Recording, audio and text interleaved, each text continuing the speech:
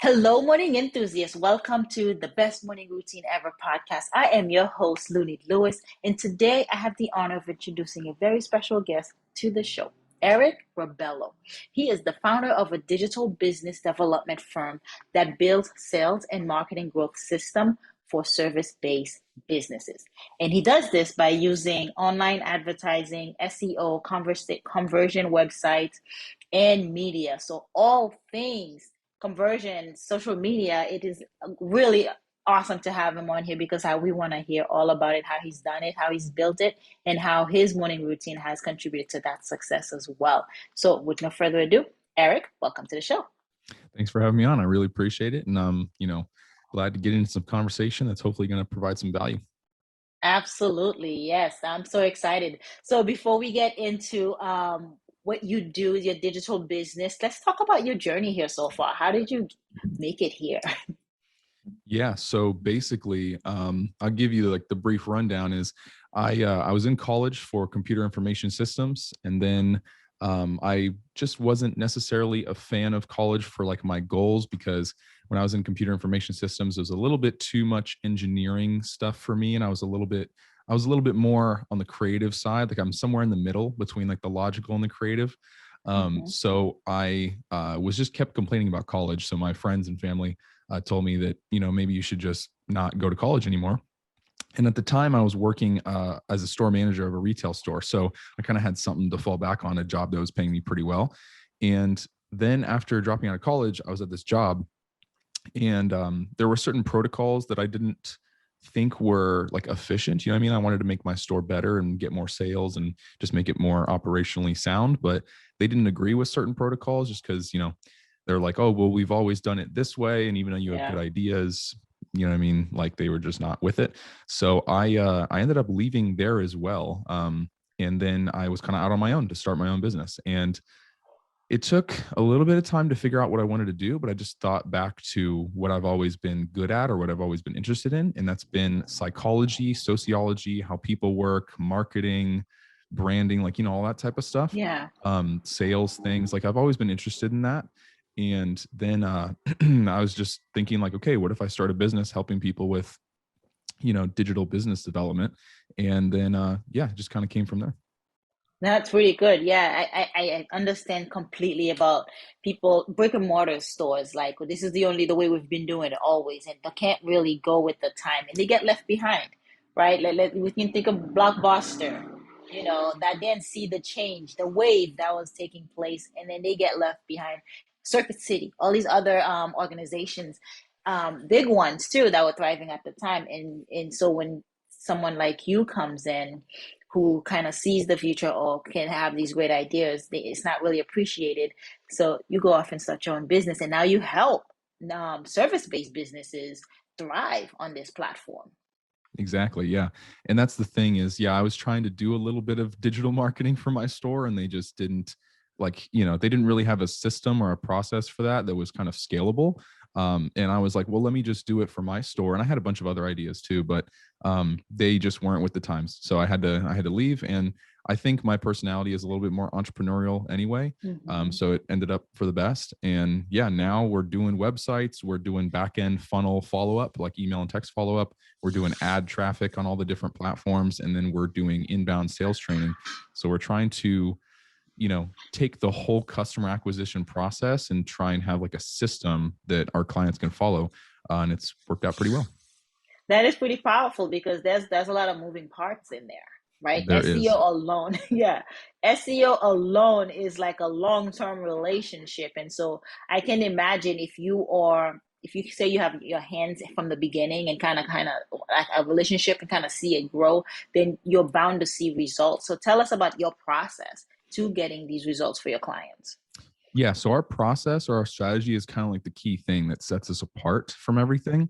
Is we have a very standardized process that we follow for all of our clients, where the websites that we build have a specific kind of layout there's a thing called conversion rate optimization, or CRO, which is basically, okay, when you're on a website, how can we convert more leads with it?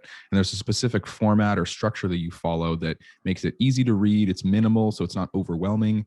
And then there's call to actions and certain things you can put on there. in a certain way that makes it generate more leads. So we build the website on, like a standardized type of way where there's certain layouts. Then the back end email and text follow up, we have like these like automation sequences that our clients can follow to when they finally get a lead from their website, from the ad traffic that we do. What happens then? You know what I mean? Usually receptionists or, salespeople might only follow up with the lead maybe once or twice, or maybe not even call them at all, or, contact them at all, just because they might be busy doing something else. So we try to help alleviate that problem by having email and text follow up that go up to the leads. And then the whole goal is to book appointments on someone's calendar. You know what I mean? So then when the person actually books on the calendar, then they get on the call. And that's where the inbound sales training comes in, to where of like, okay, how can you ask questions, make closing statements, and do objection handlers, and just recycle through those and repeat those to where eventually it gets to a sale. And we have like a, generalized kind of questions and stuff that they can ask, and just fill in the blank and apply their own business to it. And then the ad traffic is the thing that's kind of at the very beginning, you know what I Right. mean, where it's sending all the traffic and attention to their website and their funnel on basically Instagram, Facebook, YouTube, LinkedIn, and Google. And then we're probably going to add TikTok eventually, and then some other things, whatever's next in the metaverse and all this crazy stuff that's going on. But yeah, that's usually our process for every single client. Is we follow a system of that whole thing, you know what I mean? And we kind of just, it's worked for a lot of different industries, but majority of basically the only clients we work with are service-based businesses. We don't necessarily work with product businesses, unless they have to do with a service in some way. But service-based businesses that need phone calls and like consultation appointments. So for example, a lawyer, dentists, plastic surgeons, B2B technology companies, healthcare companies, home services, like stuff that's a little bit higher ticket, and people need to get on the phone with like a specialist Yeah. to turn it into a deal. That's kind of our specialty. Yeah, that's all in one here. Because your team, how big is your team then? Because you need web developers, you need advertising, Mhm. Facebook or Google ad specialists, right? And you got to do the SEO on the back end of that. So tell us about the size of your team. Yeah. So basically we have contractors right now that basically Okay. do some of that stuff. You know what I mean? It's like the thing about having the process in place that we have right now is I'm a person that's extremely minimal and simple. I try to make my life as simple as possible. So I try and make the business processes as simple as possible. So there's only one website platform that we use, and there's only, certain layouts that we use. And we, like obviously create it to make it custom, but we have certain layouts. So we only need like, 1 to 2 people for that, of making, Yeah. websites. And, it's a pretty standardized process again on this web platform that we use. And then the back end funnel stuff, we have people for that, where, again, only takes like 1 or 2 people to set up these email and text follow-ups, because we kind of have templates for that. And then Mm-hmm. the ad traffic, we like to split it up between inbound and outbound. So like inbound is more like Google and YouTube stuff, and that's like a whole beast in itself. And then Yeah. outbound is more like Facebook, Instagram, LinkedIn. So, each person for that. And then the inbound sales training aspect, we don't need anybody for that, because that's just a video course that people watch, and it's kind of like a Yeah. do-it-yourself type of thing. So small team, nothing super crazy, but I try to do like an assembly line type of method where everybody has like one thing, you know what I mean, that they do. And then the on page SEO that we do for the websites is included within like the web designer type of role. So yeah, not that many people, but the reason why we can do that is just because we follow the same process every time. I see a lot of other agencies that, oh, we do WordPress this day, and then we do Squarespace this day, and then we do, like it's all over the place. And I guess just because we've niched to these higher ticket service businesses that need call funnels or consultation funnels where people are getting booked on their calendar, we've been able to kind of stick to that. And that's, we're not doing 100 million things at once.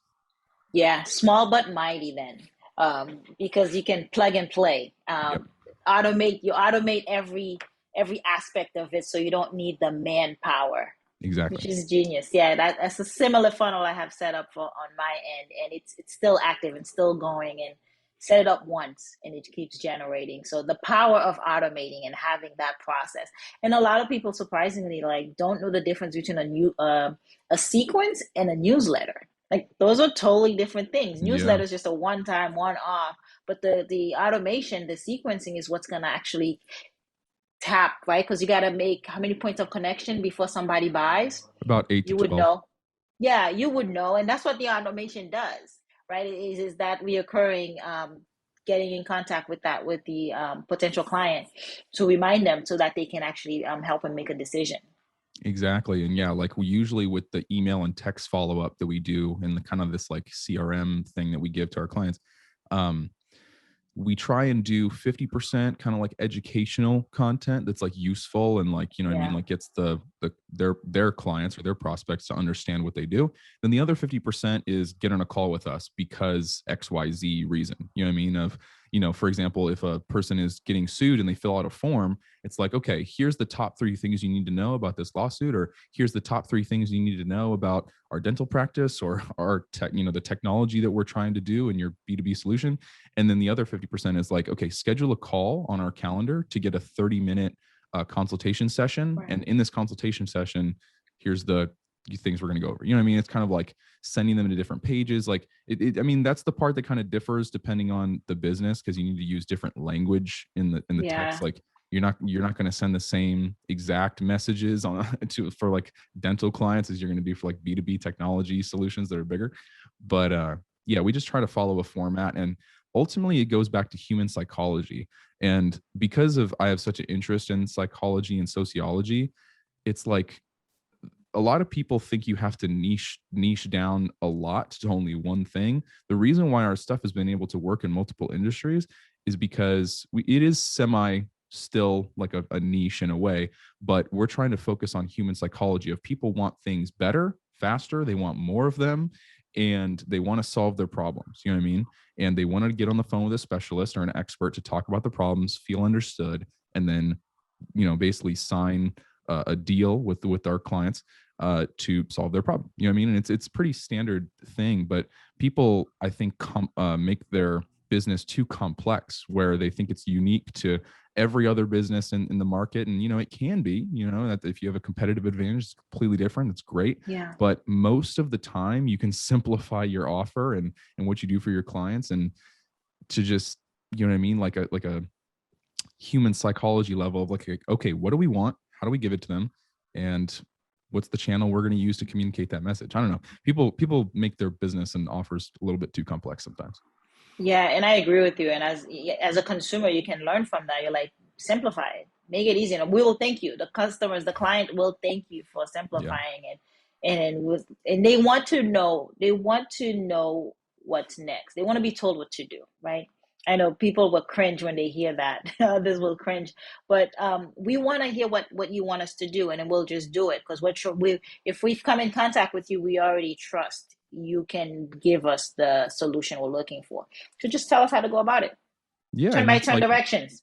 exactly. And it's like, the whole following thing, you know what I mean, or wanting an expert. It's like, okay, I'm not an expert in roofing, right? So I want to talk to a specialist and they're going to tell me what to do because they have shown testimonials and credibility and authority on their website and ads. So I'm willing to listen to them, right? But any sound person, you know what I mean, is willing to take advice and all that type of stuff. And every day we're dealing with people that know more than us in specific stuff. So we just have to put our ego down and realize that we can ask for help.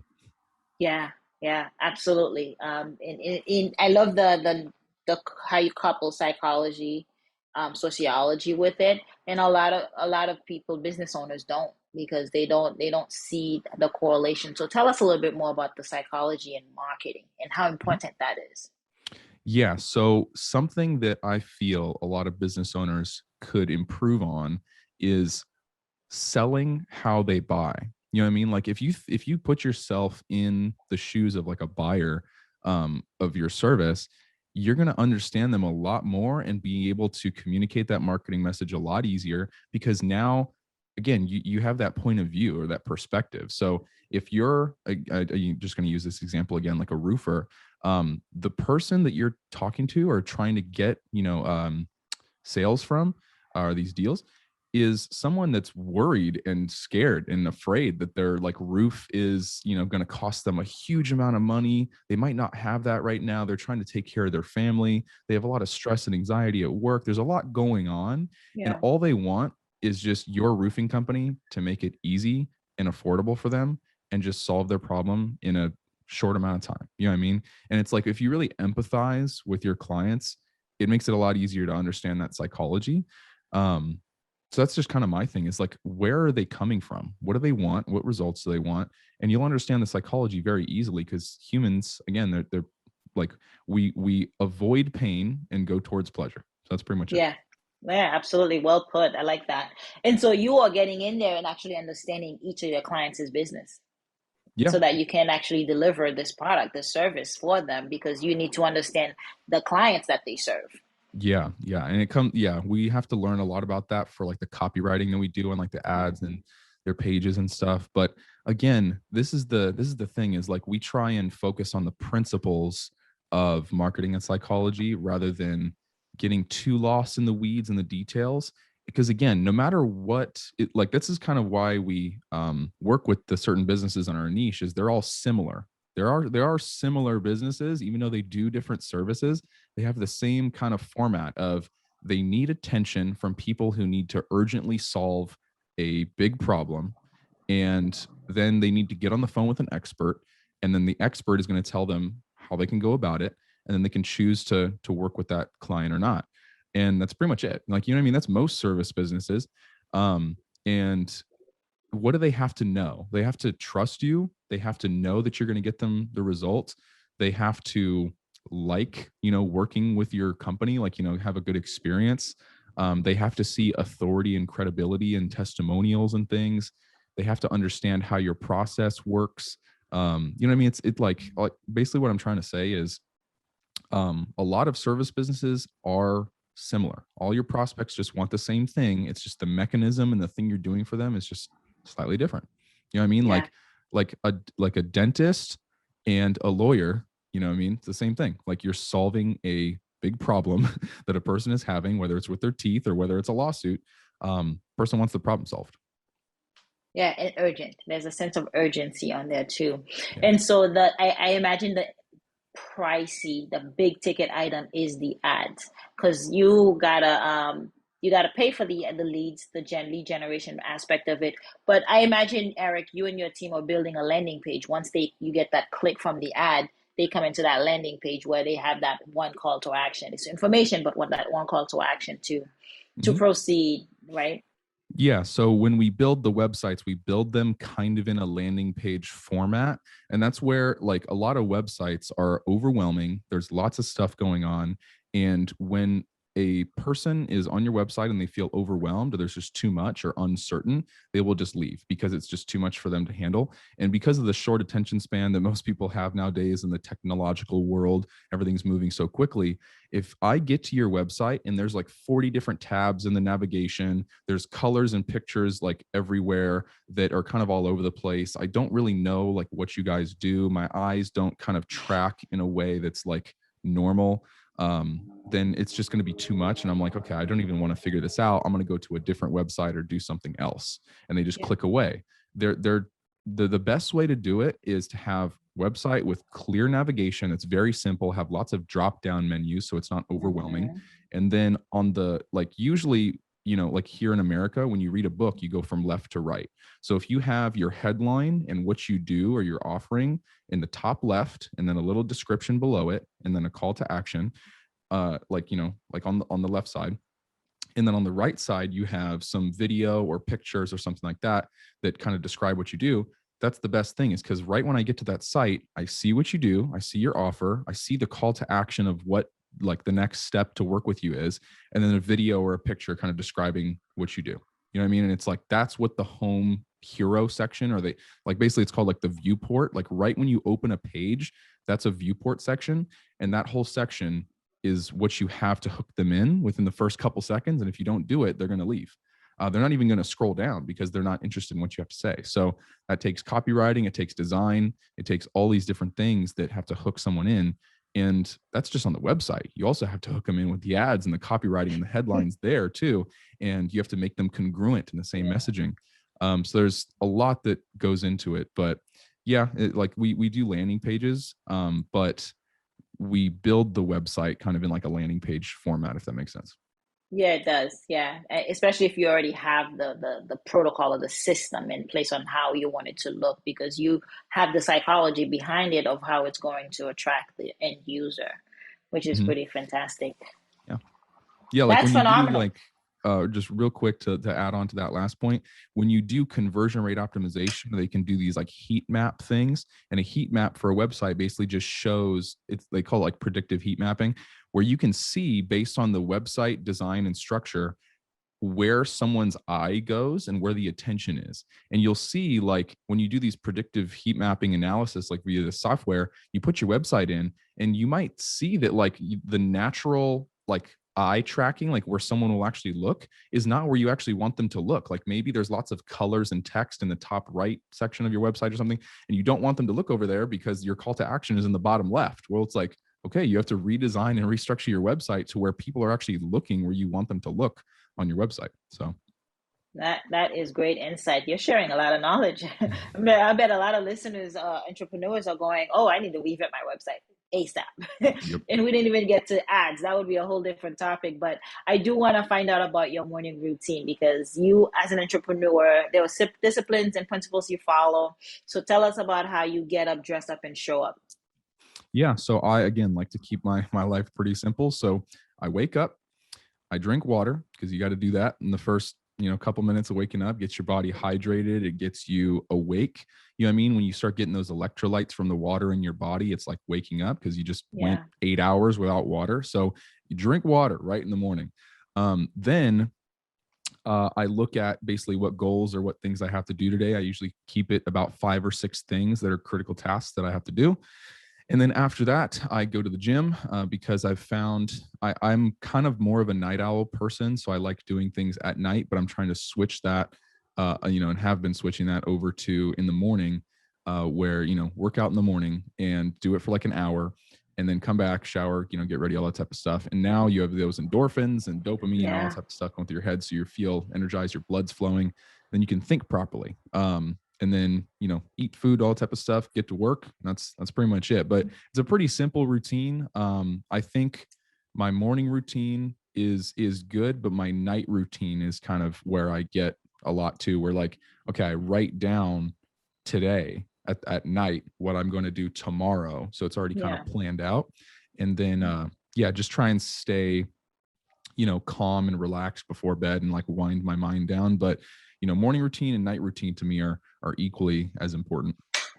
I agree, because the night routine sets you up for the morning routine. The morning routine starts the night before, and that's what a lot of successful entrepreneurs that come on here say, because they realize the prep work it takes to set them up. Like getting the bag ready with your gym clothes, so that in the Yeah. morning you don't have to think about what you're wearing to the gym.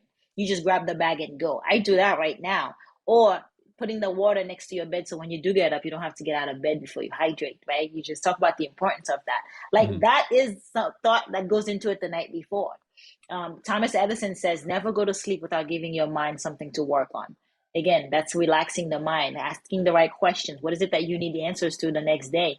Because the subconscious mind is always working for you. So I totally agree. And your morning routine is simple, but it gives you energy to go on through the day. And I'm glad you said it, because I have a lot of people who say, I'm a night owl, I'm a night person, I get more energy, I work till 11.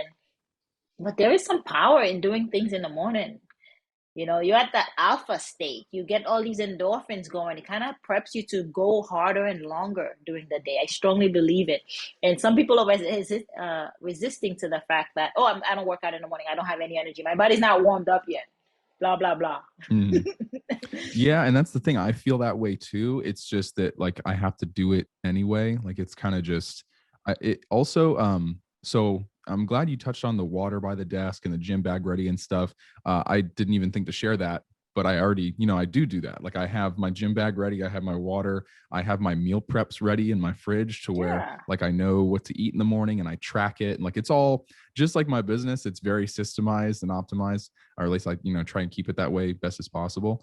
But, yeah, like for example, working out in the morning is just more efficient than working out at night. Like, you know what I mean? Like I mean, not maybe Preach. not for everybody. Like it obviously depends on your schedule. Yeah. My schedule, because I am an entrepreneur, I can kind of move things around. Not everybody is so lucky, unfortunately, but um, if you have a little bit of control over your schedule, if you do that in the morning, the reason, think about this, like if you wake up and then take a shower and then go to work and then work out after work, and then you have to take another shower because you're all sweaty and stuff like that. And I'm like, I'd rather Yeah. just do that once where I work out in the morning, take a shower, and then I'm ready for the rest of the day. So it's less time on doing things. So I don't know. I think about it from a efficiency standpoint, not necessarily like what I'd rather do. Right. So I guess that like it just works Thank out you better for for me. touching on that. Thank you for touching on that because people are so adamant about there are different chronotypes, but I think you got to move the body during the morning because it does give you that endorphin. It does give you that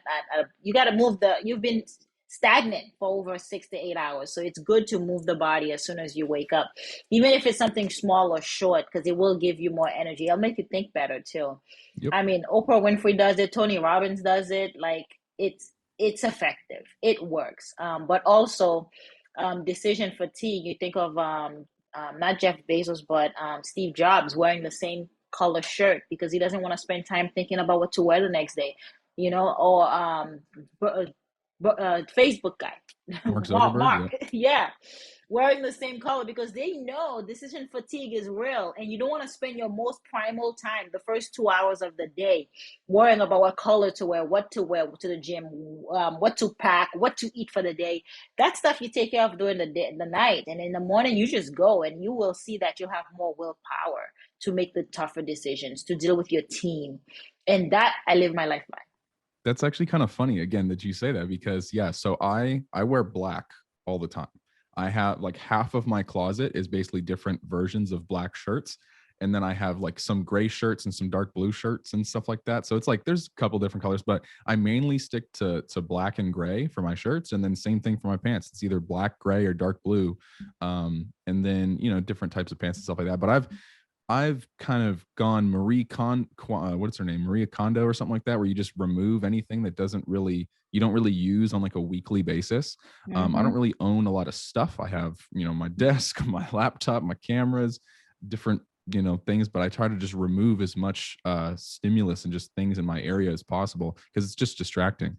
And yeah, so I do the clothes thing to where, I mean, you probably, anybody that might watch like my videos sees that like I wear black and gray all the time, and they're like, what is up with that? And it's like, yeah, I just wear similar clothes every day, or similar colors, I should say, different clothes, obviously.